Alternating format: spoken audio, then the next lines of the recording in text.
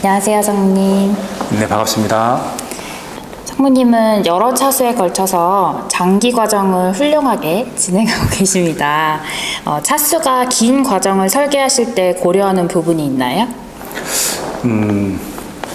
우선 장기 과정이 만들어지려면 두 가지 요건이 갖춰져야 돼요.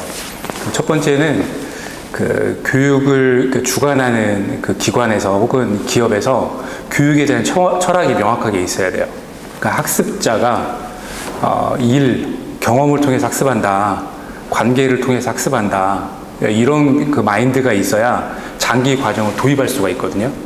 그러니까 이제 학습자가 프로젝트를 수행하는 과정에서 무엇인가를 배울 수 있다라고 인식을 하고 있어야 장기 과정이 만들어지고, 또 하나는 우리 수행하는 기관, 우리 같은 기관에서는 그 과정을 디자인하고 이끌 수 있는 능력이 있어야 돼요.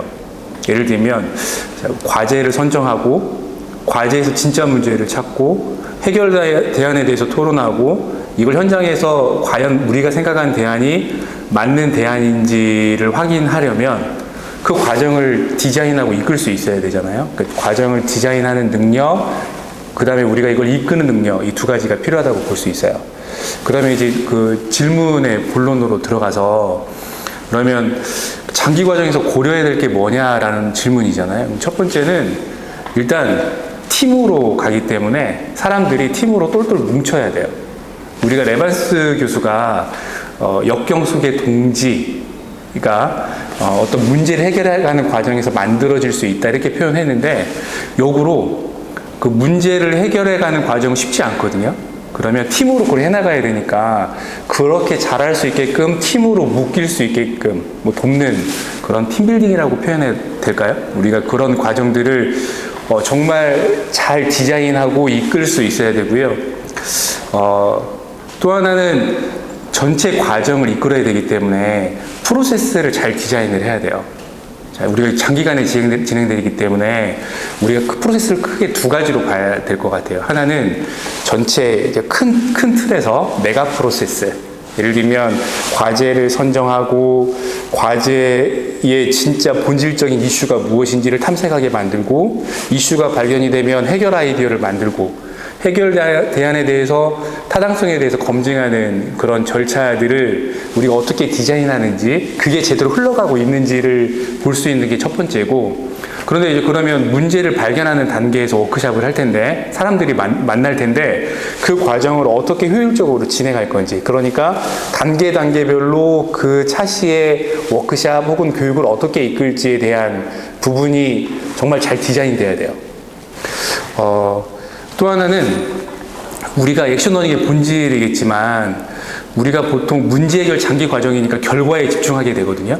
우리가 끝나고 났을 때 얻어지는 달콤한 열매에 집중하게 되는데, 그 과정에 처음에 우리가 분명히 학습을 고민하고 시작을 했거든요. 예를 들면 의사소통하는 방법 잘 익혔으면 좋겠다, 의사결정하는 방법, 전원이 참여해서 뭔가 의사결정하는 절차와 프로세스를 디자인하고 이끄는 능력을 배우게끔 만들고 싶다, 문제 해결하는 역량, 갈등을 조정하는 역량, 이런 것들이 필요한데, 우리가 과제에만 몰입하다 보면 그걸 놓칠 수 있거든요. 그러니까 이 두 가지 밸런스를 맞추는 작업에 게을르면 안 돼요. 그리고 저는 마지막에 여백의미라는 표현을 좀 쓰고 싶은데, 장기간 가는 과정이거든요. 그러니까 숨가쁘게 달려가요. 근데 이제 제 경험상 이걸 잘 디자인하려면 잠깐 멈출 수 있는 시간도 필요해요.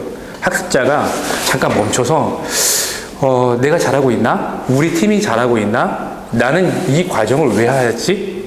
이 과정에서 나는 무엇을 배우고 있지? 돌아볼 수 있는 시간들을 좀 갖게끔 만들어주는 게 되게 중요한데, 저는 그걸 여백이라고 표현하거든요. 근데 쉽지 않아요.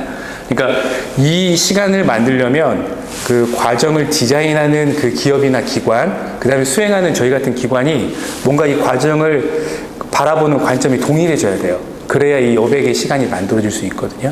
그래서 우리가 그 네 가지, 팀으로 하나가 되게끔 하는 과정이 되게 중요하다, 프로세스를 잘 디자인하는 게 중요하다, 전체 프로세스, 하나하나의 차시별 프로세스, 그 다음에 우리가 결과도 중요하지만 그 결과와 더불어 어떤 것들을 학습하게 만들 건지도 되게 중요하다라는 거, 그리고 여백의 미라고 표현했는데 잠깐 멈춰서 돌아보게끔 만들 수 있는 그런 작업도 되게 중요하다. 이렇게 말씀드릴 수 있을 것 같습니다. 감사합니다. 그리고 같은 장기 과정이지만 기업으로 대상을 할 때랑 공공 부분이나 공무원 연수원 대상일 때 달라지는 점이 있는지 궁금합니다. 그 액션 러닝을 우리가 쉽게 액션과 러닝의 그 결합이라고 보면 액션은 실행이고 러닝은 그 과정에서 학습이잖아요. 그러면 이제 기업에서 바라보면 좀 더 액션에 오리엔트된, 액션에 좀 더 강조된, 그런데 오히려 공공은 경험상 장기 과정을 했을 때 러닝에 좀 더 강조된 포인트가 주어지게끔 디자인이 돼요. 보통 기업은 참여하는 사람들의 문제 해결 역량을 높이기 위해서 디자인이 되거든요.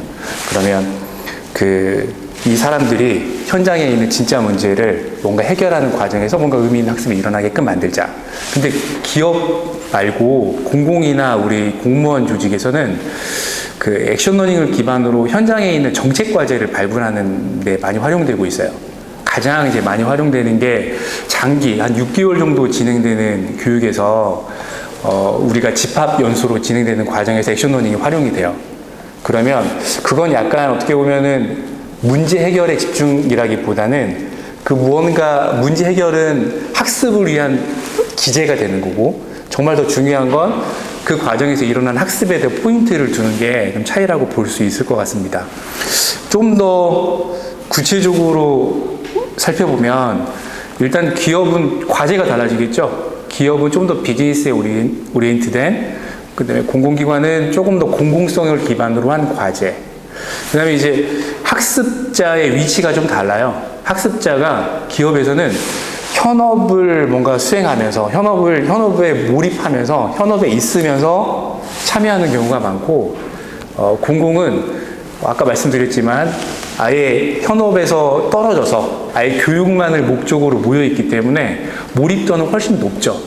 그러니까 이제 우리가 기업에서는 현업도 하고 이 과제도 해야 되기 때문에 어떻게 하면은 이 사람들을 동기부여할까 하는 게 되게 중요한 이슈예요. 상대적으로 우리 공공기관이나 공무원 조직은 그게 좀 쉽죠. 왜냐하면 이미 교육을 받을 목적으로 준비되어 있으니까. 접근하는 프로세스는 비슷해요. 과제를 발견하고 우리가 과제 해결 아이디어로 도출하고 실행 계획을 한번 적용해보고 하는 그 프로세스는 동일하고 그걸 돕는 퍼실리테이터도 제가 봤을 때는 큰 차이는 없어요. 네, 감사합니다. 퇴근하셔도 됩니다. 네,